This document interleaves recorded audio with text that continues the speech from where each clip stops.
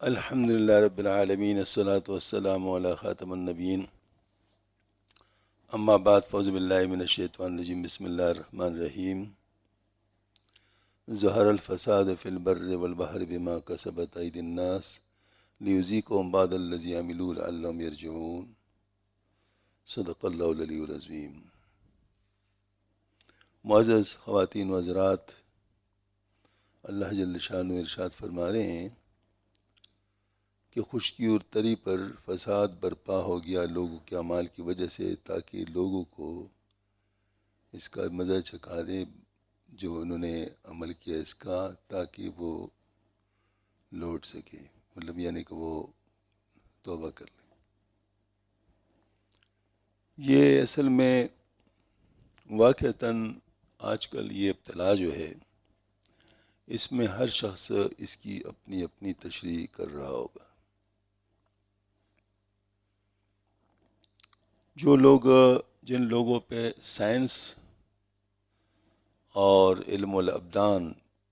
یعنی جو انسان کی باڈی کا علم ہے، اس کا مطلب جو ہے نا وہ غلبہ ہوگا،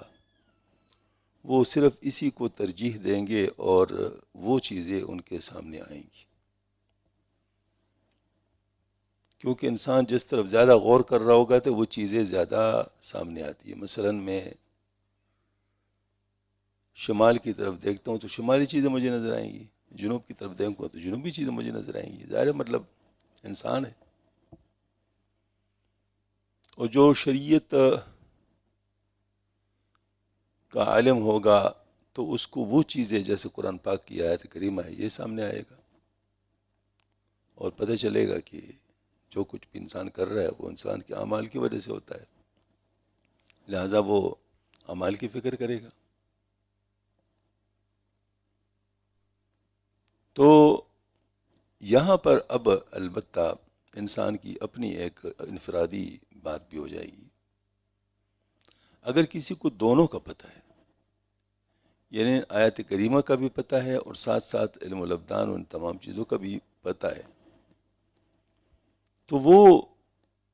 اس علم کے اندر جو شریعت کا علم ہے اس میں علم الابدان کے لیے جو اشارے ہے وہ سن لے گا، وہ دیکھ لے گا اور اس سے بھی استفادہ کرے گا۔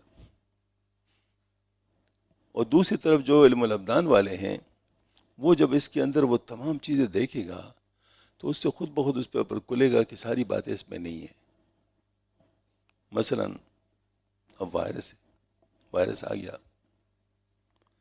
اب یہ بالکل فیکٹ بات ہے کہ ایک ہی گھر میں وہ لوگ رہتے ہیں تو کچھ کو ہو جاتا ہے کچھ کو نہیں ہوتا،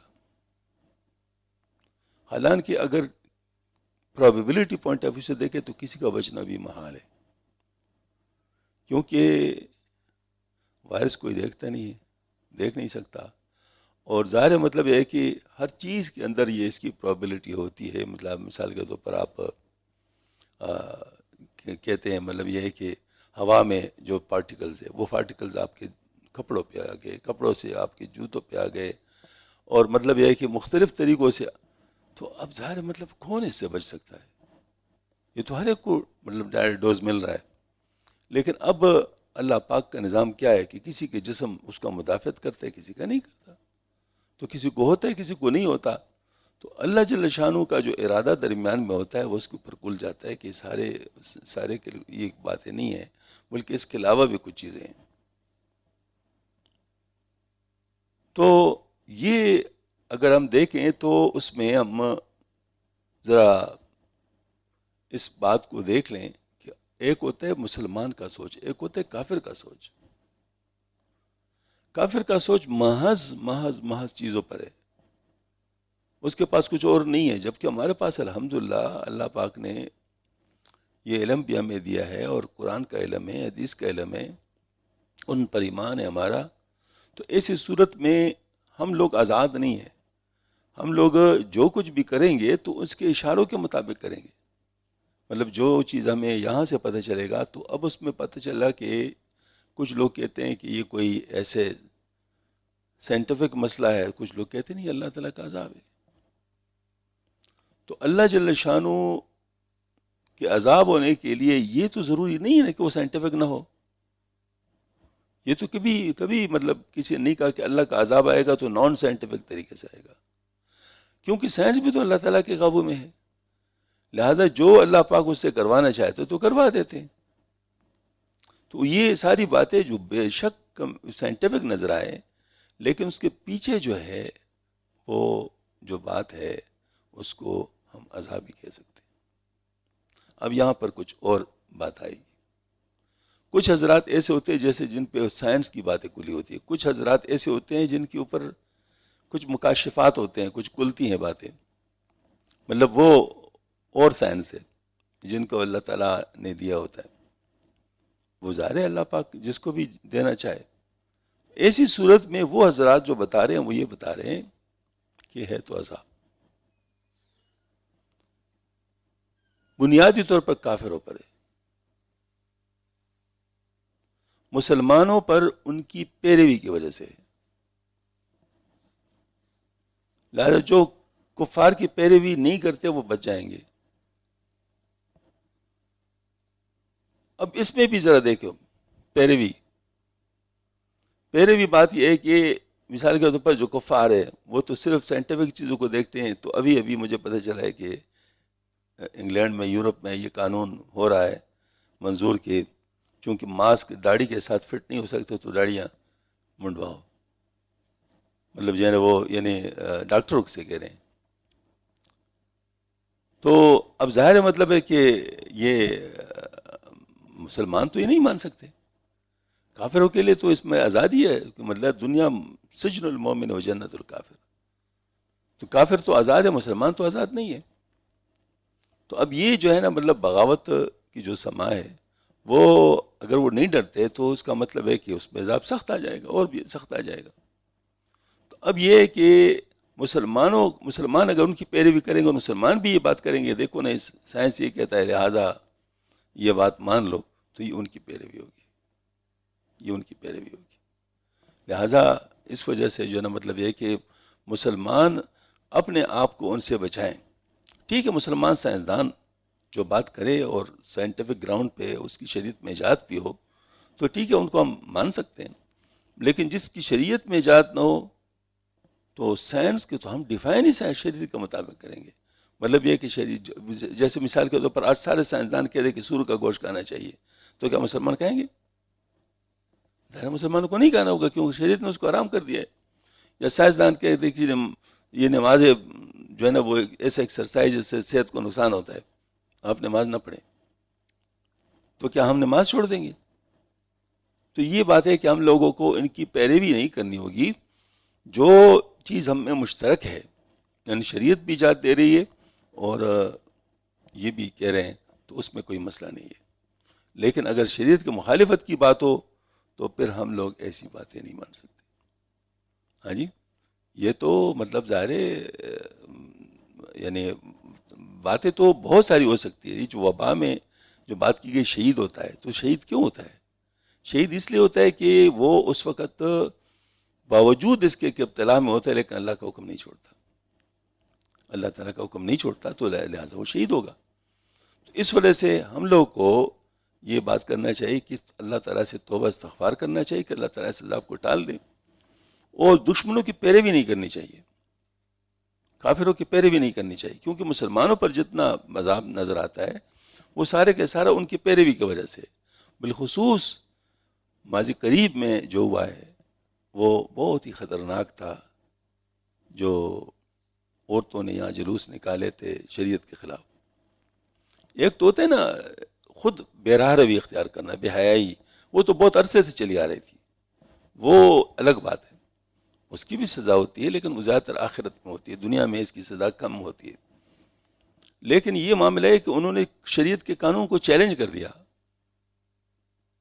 کہ جو مطلب ظاہر مطلب ہمارے جسم ہماری مرضی، یہ جو بات ہے، جو بغاوت کا نعرہ تھا، اس نے بڑا نقصان پہنچایا۔ اور بہت ساری باتیں ہمارے کچھ منسٹر حضرات کچھ اور اس قسم کی باتیں کر رہے تھے جس کی جو شریعت کے خلاف باتیں تھیں، تو وہ اس سے نقصان ہوا ہے، زیادہ تر نقصان ان چیزوں سے ہوا ہے۔ لہٰذا ہمیں توبہ کرنا چاہیے، چاہے وہ منسٹر ہو، چاہے مفتی ہو، چاہے وہ کوئی اور ہو، چاہے عورت ہو چاہے مرد ہو، جس نے بھی شریعت کی مخالفت میں بیان کی ہے اس کو فوراً توبہ کرنا چاہیے، کیونکہ یہ جو ہے نا خطرناک بات ہے، اس سے جو ہے نا اللہ تعالیٰ کا عذاب آتا ہے۔ تو اس وجہ سے جو ہے نا مطلب یہ ہے کہ ہم سب کو اللہ تعالیٰ کے حضور معافی مانگنی چاہیے، اور اللہ جل شانہ کی مطلب جو ہے نا وہ جو مکاشفات والے حضرات ہیں، ان کا معاملہ ذرا ایسا ہے کہ یعنی بہت جلال والی بات ہے، اس وجہ سے اس میں انکنڈیشنل سرنڈر والی بات کام آئے گی، اس میں یہ والی بات نہیں آئے گی کہ میں سوچوں گا کہ اچھا میں کروں گا، نہیں، انکنڈیشنل سرنڈر والی بات اگر ہو، اور وہ یہ بات ہے کہ توبہ اس طرح ہو کہ عملی توبہ ہو۔ عملی توبہ سے مراد یہ ہے کہ ندامت اختیار کر لے اپنے کاموں پر، ان کاموں سے رک جائیں اور آئندہ نہ کرنے کا عزم کر لے، اور عملی طور پر اس کا ثبوت دے، عملی طور پر اس کا ثبوت دے۔ مثلا کسی نے نمازیں نہیں پڑھی تو اس پر ندامت ہو، اور نمازیں پڑھنا جو ہے نا شروع کر لے، مطلب اس بے نمازی ہونے کو چھوڑ دے، آئندہ کے لیے نماز پڑھنے کا پکا عزم کر لے، اور ساتھ یہ ہے کہ عملی طور پر سامنے آ جائے، مطلب دیکھے کہ اب لوگ نظر آ رہے ہیں کہ مطلب وہ نمازیں پڑھ رہے ہیں۔ یہ تو میں نے نماز کی مثال اس لیے دی کہ وہ بہت عام ہے، ورنہ اس وقت بہت زیادہ ضرورت جو ہے وہ معاملاتی گڑبڑ کو دور کرنے کے ہے، کیونکہ معاملاتی گڑبڑ اتنا زیادہ ہوا ہے کہ اس کا حد و حساب نہیں ہے۔ وبا تو وہ ہے، مطلب اس حد تک وہ وبا ہے کہ کوئی چیز خالص ملتی نہیں ہے، ملاوٹ، کرپشن، اور جو ہے نا مطلب یہ کہ وہ قاہرانہ قبضہ بیواؤں کی، اور اس کے جو ہے نا مطلب مال پر قبضہ، ان کے لیے جو ہے نا وہ اللہ پاک معاف فرمائے کیا کیا مشکلات پیدا کیے جاتے ہیں، ہاں جی، حتیٰ کہ دوائیوں میں گڑبڑ، ہاں جی، اور مطلب جو ہے نا وہ اس قسم کی باتیں، تو یہ جو ہے نا مالیاتی اور معاملاتی کرپشن جو ہے نا گناہ بہت زیادہ ہے، اس سے بہت زیادہ بچنے کی ضرورت ہے۔ اس کی وجہ یہ ہے کہ دیکھیں نا، اللہ اکبر، کسی کے اس پر حق پر آپ نے قبضہ کیا، وہ بیوہ ہے یا یتیم ہے یا کوئی بھی ہے، اس کی کوئی آواز نہیں ہے، اور ہمارے نظام بھی ایسے ہیں کہ انصاف اول ملتا نہیں، اگر ملے گا تو اتنا عرصہ لگ جاتا ہے کہ ان کے اس سے رینج سے نکل جاتا ہے، مطلب وہ اس کو استعمال نہیں کر سکتے، یعنی یہ ایسا ہوتا ہے، سال ہر سال لگتے ہیں۔ اب ایسی صورت میں پھر کیا ہے، ان کے دل سے جو بد دعا نکلتی ہے وہ تو جاتی ہے نا کہیں، وہ تو کہیں جاتی ہے نا، ہاں جی، تو اس سے جو نقصان ہوتا ہے وہ بہت زیادہ شدید ہوتا ہے۔ اس وجہ سے سب لوگ توبہ کر لیں، یعنی اپنے حقوق اہل حق کو لوٹا دیں، اور مطلب جو ہے نا وہ آئندہ کے لیے صحیح شریعت کے مطابق عمل کرنے کا ارادہ کر لے، اور کسی قسم کی بے راہ روی سے اپنے آپ کو ہم بچائیں، توبہ استغفار عملی طور پر کر لے۔ اللہ جل شانہ ہم سب کو اس کی توفیق عطا فرمائے، اور علماء کرام سے بھی یہ درخواست ہے کہ امر بالمعروف کا طریقہ تو ہے، چل رہا ہے، ساتھ نہی المنکر بھی بہت مؤثر انداز میں شروع کرنا چاہیے، کیونکہ اس کی کمی سے نقصان ہوا ہے۔ امر بالمعروف تو ہو رہا ہے، لیکن نہی المنکر بہت ہی زیادہ یعنی کم تک پہنچ گیا ہے۔ مثال کے طور پر علاقائی مشکلات ہیں، مثلا یہ شرعی پردہ جو ہے، اب ایک پردہ رواجی پردہ ہے، ایک پردہ شرعی پردہ ہے، اب جہاں پر شرعی پردہ نہیں ہے، رواجی پردہ ہے، تو وہاں پر علماء بھی نہیں بول رہے، وہاں پر مطلب اس کے بارے میں جہاں پر یعنی مطلب رواجی مسائل ہیں وہاں پر بولا نہیں جا رہا، تو اس وجہ سے مطلب یہ ہے کہ یہ مسائل بن رہے ہیں، تو ہم لوگوں کو اس کے لیے بہت ہی زیادہ خیال کرنا چاہیے۔ اللہ جل شانہ مجھے بھی عمل کی توفیق عطا فرمائے، آپ کو بھی، یہ میں سب کو اپنے آپ کو کہہ رہا ہوں، اللہ تعالیٰ مجھے بھی معاف کر دے، سب کو معاف کر دے۔ وآخر دعوانا الحمدللہ رب العالمین، ربنا تقبل منا انک انت السمیع العلیم وتب علینا انک انت التواب الرحیم۔